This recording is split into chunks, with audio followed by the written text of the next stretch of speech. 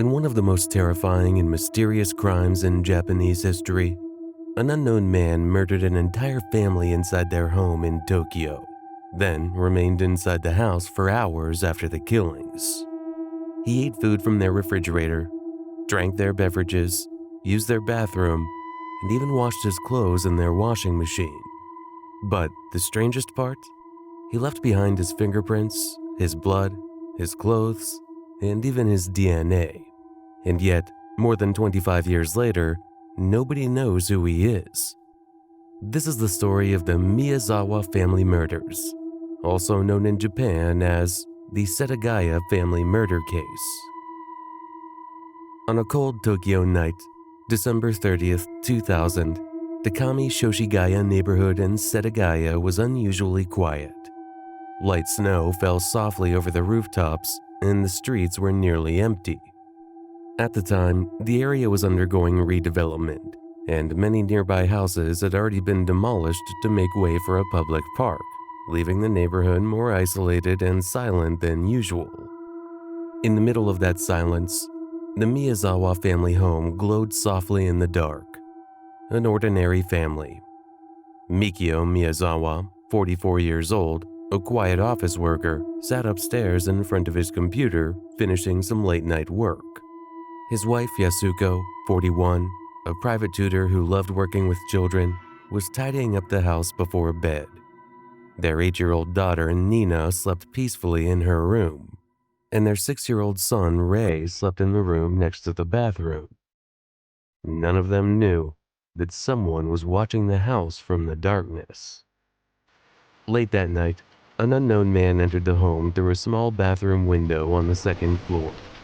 A narrow opening barely large enough for a slim person to squeeze through, but it was enough. The man moved silently through the house, almost as if he already knew the layout. He headed first toward young Ray's room, and that became the first horrifying moment of the night. He attacked the sleeping child and strangled him until the little boy stopped breathing. Everything happened quickly, in terrifying silence. But after that, the house was no longer quiet. Upstairs, Mikio was still awake in front of his computer. Then suddenly, a violent struggle erupted. Investigators believe Mikio fought desperately to defend himself, but the attacker used a long, sharp sashimi knife. Mikio suffered multiple stab wounds while trying to resist. During the struggle, investigators believe the killer also injured his own hand. Blood type A, not belonging to any member of the family, was later discovered in more than 10 locations throughout the house. But the horror did not end there. Yasuko woke up to the noise. The attacker moved downstairs and assaulted her with extreme violence.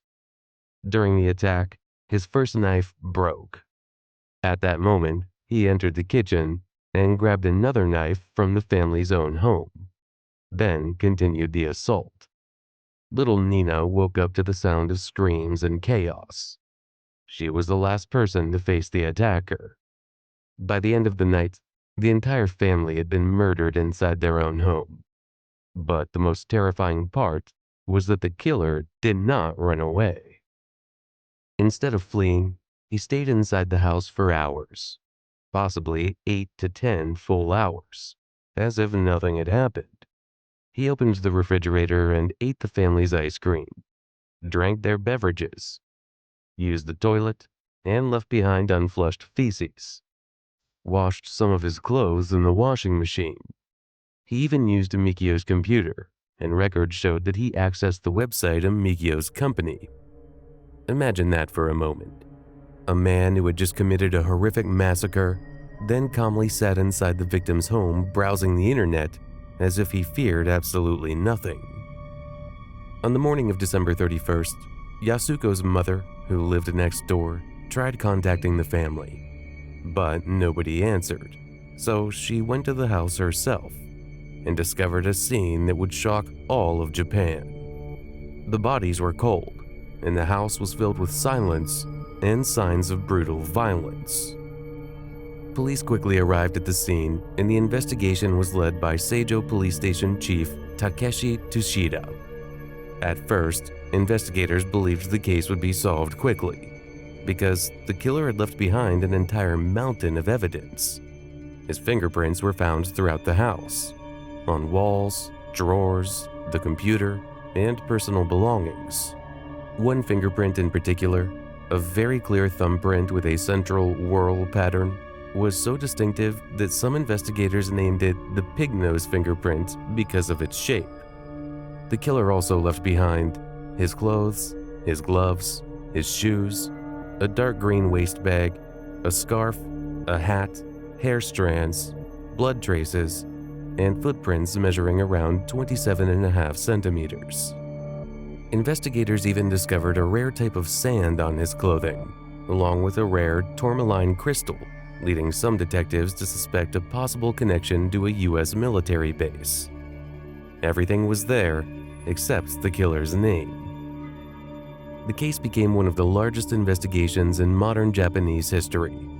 Between 246,000 and 298,000 police officers worked on the case over the years. More than 12,000 pieces of evidence were collected, over 50 million fingerprints were examined and compared, and more than 1.3 million DNA samples from Japan and other countries were analyzed. Police also received over 14,000 tips from the public, but none led to a real breakthrough. As genetic technology advances, a clearer image of the mysterious killer began to emerge. Modern forensic analysis suggested the killer was male, young at the time of the murders, between 15 and 30 years old in 2000, around 170 centimeters tall, slimly built. But the biggest surprise was his genetic background. DNA analysis suggested he had mixed ancestry. On his mother's side, European ancestry, possibly from the Mediterranean region or the Caucasus. On his father's side, East Asian ancestry linked to haplogroup 0-M122, commonly found among Koreans, Chinese people, and some Japanese individuals. And yet, his DNA matched nobody in Japanese or international databases, as if the man never officially existed. Soon, theories began spreading everywhere. Did the killer know the family? Was he connected to a military base? Was he foreign? Did he act alone? Or was there something the police never revealed? But even today, no definitive answers exist. As of 2026, the case officially remains unsolved. Every year, Japanese police continue distributing flyers on the anniversary of the murders, and they still offer a reward of up to 20 million yen for information leading to the killer's arrest. More than a quarter of a century later, police still possess his fingerprints, his blood, his DNA, his clothing, and even his footprints inside the house. And yet, no name, no confirmed face, no arrest. It is as if this man vanished from the world after that night. But perhaps the most disturbing question is not how he escaped, but why did he stay inside the house for so many hours afterward? Did he feel comfortable there? Had he been watching the family for a long time? Or was murder not his only objective? To this day, nobody knows the truth. And perhaps, somewhere in Japan, that man still remembers the cold winter night when an ordinary family became part of one of the most infamous unsolved murder cases in Japanese history. What do you think? Who was the killer? And why did he leave behind so much evidence despite trying to disappear? Share your theories in the comments. And don't forget to subscribe if you enjoy true crime and mystery stories. In Japan, inside a castle hundreds of years old, every night the guards would hear the voice of a woman coming from the depths of a dark well. A calm, slow, broken voice. 1, 2, 3, and when the counting reached the number 9, she would begin to scream. A scream so terrifying that some accounts say the men who heard it lost their minds, while others disappeared without a trace just days later. This is not a modern horror story. It is not a Hollywood movie. It is one of the oldest and most famous ghost legends in Japan. The legend of Bancho Sariyashiki, or the Plate Mansion of Bancho, associated with the famous well inside Himeji Castle known as the White Heron Castle. Many believe this story was one of the main inspirations that helped shape the image of the female ghost in Japanese horror, the image that later appeared in Ringu and its American remake, The Ring, especially the idea of a woman with long hair emerging from a well. But Okiku's story was older and far more tragic. Around the 18th century, there was a young servant girl named Okiku. She worked for a samurai known as Oyama inside or near Himeji Castle, according to varying accounts. Okiku was known among the servants for her extreme honesty and diligence in her work. She was responsible for a very valuable set of 10 rare plates, said to be family heirlooms or extremely expensive Chinese porcelain. Every day, she would clean them with great care, plate by plate, 1, 2, 3, up to 10. But the problem wasn't with the plates, it was with the man who was watching her, Oyama, the samurai who had become obsessively infatuated with Okiku. In some versions, he wanted her as his mistress, and in others, he wanted to marry her as his second wife. But in nearly all versions, he was dangerously obsessed with her. He believed his power and status were enough to make any woman submit to him. However, Okiku rejected him repeatedly. Her rejection was quiet but clear. And this rejection turned into an insult for a samurai who held power and influence. This is where it all began. One night, one of the 10 plates disappeared. Just one plate. But in that era, losing something of such value was not a simple mistake. It was a crime that could end in torture or execution. She counted the plates once, 9. She counted again, still 9. A third time, the 10th plate was still missing. Then Oyama appeared. He accused her of theft. Some accounts say he deliberately hit the plate to force her to surrender to him. Other versions claim he broke it himself and then framed her for the crime. But the result was the same. Okiku was now at his mercy. It is said that he took her to the edge of an old well outside the castle. It was a cold, damp night. Nothing could be heard except the sound of water far below. He grabbed her and threatened her. Either she agreed to him, or she would face her fate. But Okiku refused him one last time. Here, the accounts differ. In some versions, he struck her with his sword and then threw her body into the well. In others, she was tortured first before being thrown into the darkness. Some versions say she threw herself out of despair and fear of punishment. But the ending is always the same. Okiku fell to the bottom of the well and died there. The story was supposed to end there, but it didn't. A few days later, the guards began hearing a strange sound at night. A woman's voice rising from the depths of the well. Quiet at first, then clearer. She was counting the plates. 1, 2, 3, 4, 5, 6, 7, 8, 9. Then the place would fall silent for a single second before a terrifying scream erupted from the darkness.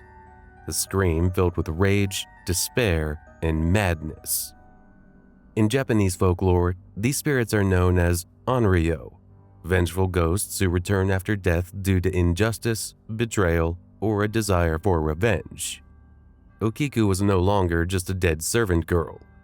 She had become a spirit trapped inside the well. A spirit that could not stop counting the plates because she was still searching for the missing 10th plate. Over time, the curse began to spread. Some accounts say that Oyama himself went mad from hearing the voice every night. In other versions, anyone who heard the counting reach the number 9 would die shortly afterward, exactly like what would happen later in modern Japanese horror films.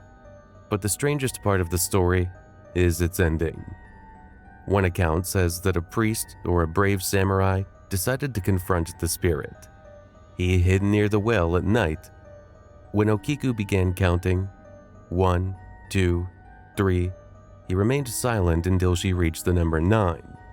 Then, as she began to scream, the man suddenly shouted at the top of his voice, 10! At that moment, silence fell, for the first time since her death. It is said that Okiku's spirit finally felt that the count was complete and that the missing plate had been returned. Then, the sound disappeared forever. However, the terrifying thing is that the real well still exists to this day inside Himeji Castle. It is known as Okiku's Well. It is now covered with an iron lid, while tourists continue to visit it as one of Japan's most famous haunted sites. Some visitors say they feel a strange coldness near it or an unexplained heavy sadness. Whether the story is true or merely a legend, it has remained alive for centuries, not because of the blood, but because of a simpler and more terrifying idea. A woman who was wronged and who, even after death, could not stop counting. And perhaps that is exactly why Okiku's voice is still present in Japanese horror to this day, because it reminds people that some spirits are not only seeking revenge, but are searching for something missing that may never be completed. If you were in that priest's place, would you approach the well at all? Or would you run away as soon as you heard the counting reach the number 9? And do you think Okiku was just a legend? Or do some places truly retain something of the souls of those who died there? Write your opinion in the comments, and don't forget to subscribe to the channel and turn on the bell because the upcoming stories will be even stranger and more terrifying.